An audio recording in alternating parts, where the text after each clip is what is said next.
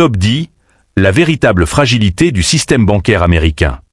10. Un système bancaire en apparence stable, mais en réalité sous pression.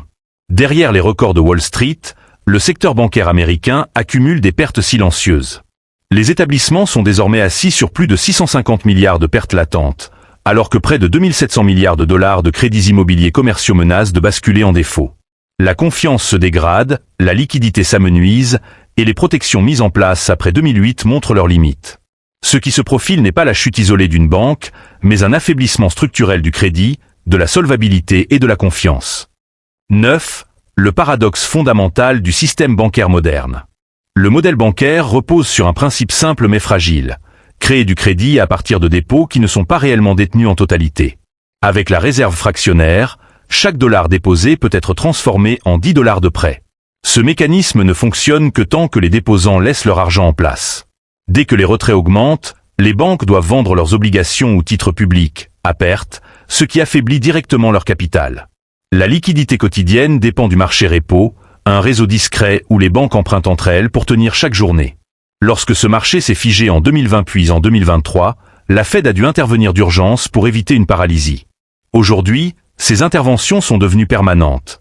Signe clair que le système ne tient plus sans soutien continu. 8. L'érosion silencieuse des dépôts régionaux. Depuis 2022, les banques locales ont vu s'évaporer plus de 900 milliards de dollars de dépôts, dirigés vers des fonds monétaires mieux rémunérés et plus sûrs. Cette fuite oblige les banques à offrir des taux proches de 4,5% pour retenir les déposants, alors que leurs obligations plus anciennes ne rapportent que 2%.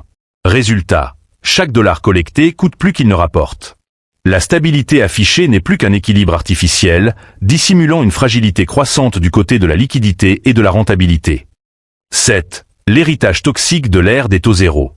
De 2020 à 2023, les injections massives de liquidités, plus de 6300 milliards de dollars, ont gonflé les dépôts et poussé les banques à investir dans des obligations jugées sûres, mais faiblement rémunérées. Lorsque les taux sont remontés de plus de 5 points, ces titres ont perdu une partie importante de leur valeur. Les pertes latentes ne disparaissent pas. Elles s'accumulent tant que les taux restent élevés. Les banques locales, moins diversifiées, sont les plus exposées. Vendre ces obligations reviendrait à reconnaître leur insolvabilité. Les conserver signifie une lente érosion de leur bilan. Même les programmes de soutien de la Fed, comme le Bank Term Funding Program, ne font que repousser l'inévitable en permettant d'emprunter sur la base de titres dévalorisés. Si l'immobilier commercial, l'étincelle du prochain choc. Avec la hausse brutale des taux, l'immobilier commercial a vu son modèle financier se fissurer. Des bureaux, centres commerciaux et immeubles multifamiliaux peinent à refinancer leurs dettes aujourd'hui proposées à des taux doublés ou triplés. Près de 2700 milliards de dollars de dettes vont arriver à maturité d'ici 2027, alors que les valorisations ont chuté de 30 à 50%. Les banques régionales détiennent l'essentiel de ces prêts. Pour certaines, l'immobilier représente 30 à 50% de leurs actifs. Chaque refinancement raté devient un choc direct sur leur capital réglementaire. 5. L'augmentation progressive mais inexorable des défauts. Les défauts dans l'immobilier commercial ne sont plus théoriques, ils augmentent rapidement. Le taux de retard dépasse désormais 6%, un niveau qui n'avait pas été atteint depuis la crise de 2008. Certaines banques régionales enregistrent des augmentations de 40% des pertes nettes sur prêts commerciaux. Chaque défaut oblige à réévaluer les garanties à leur valeur actuelle, souvent bien inférieures. Cela réduit mécaniquement les ratios de capital, oblige à restreindre le crédit et entraîne un cercle vicieux. Moins de crédit, plus de défauts, encore moins de capital. 4. La montée silencieuse du shadow banking. Face aux contraintes réglementaires, une grande partie du risque a migré vers un secteur moins visible, le shadow banking. Ce réseau de fonds privés, prêteurs non bancaires et véhicules opaques finance aujourd'hui plus de 1800 milliards de dollars de dettes immobilières et corporatives. Mais ces acteurs empruntent à court terme pour prêter à long terme, sans garantie de liquidité. Leur taux de défaut a bondi de 50% en un an.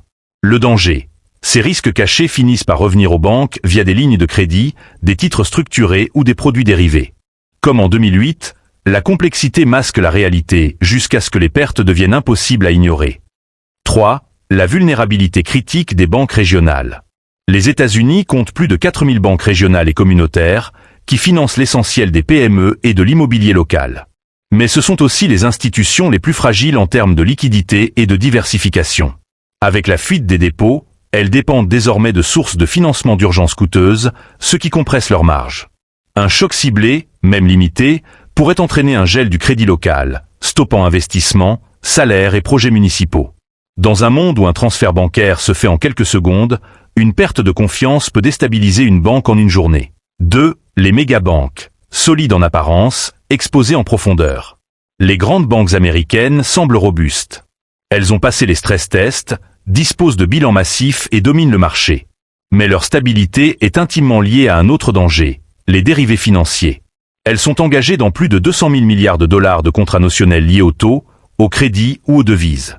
Ces instruments ont été conçus pour réduire les risques, mais en période de volatilité, ils amplifient les exigences de collatéral.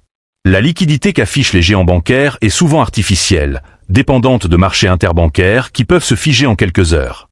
Un événement isolé chez un seul acteur majeur pourrait ébranler l'ensemble du système mondial. 1. La Fed, arbitre, pompier et source du problème. Au sommet de la pyramide, la Réserve fédérale essaie de maintenir un équilibre impossible. Si elle baisse les taux pour soulager les banques, l'inflation risque de repartir. Si elle maintient des taux élevés, les pertes sur obligations continueront de détériorer les bilans bancaires. Chaque variation de 1% dans les taux peut modifier de 150 milliards de dollars la valeur des actifs bancaires. La Fed a donc transformé ses programmes d'urgence en dispositifs durables. Financement à valeur nominale de titres dévalorisés. Libération de liquidités via le reverse repo. Mécanisme de soutien permanent aux banques en difficulté. Cette stratégie crée l'illusion de stabilité, mais elle reporte les pertes vers le secteur public et affaiblit la crédibilité du système. Le système financier américain ne repose plus sur la solidité des bilans, mais sur la confiance dans la capacité de la Fed à maintenir la façade.